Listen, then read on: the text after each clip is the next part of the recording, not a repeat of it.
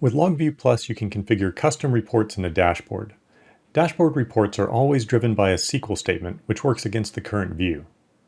So here we can see the parsed data I've extracted from my log file. Importantly, I have two columns in the current view, CPU and memory.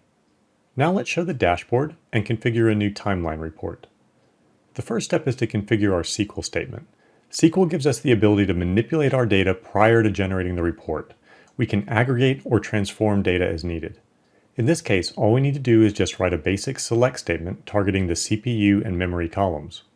You can find a list of available columns here, or execute your SQL statement by selecting the Execution Results tab.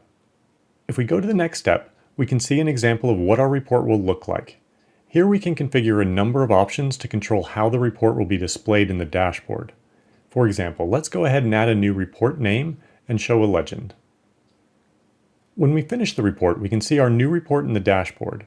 We can drag this report around to move it within the dashboard or swap it with another report of the same size.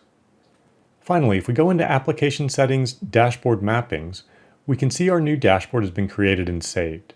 This setting ensures that our dashboard will always be applied when we open a file with the given log parser.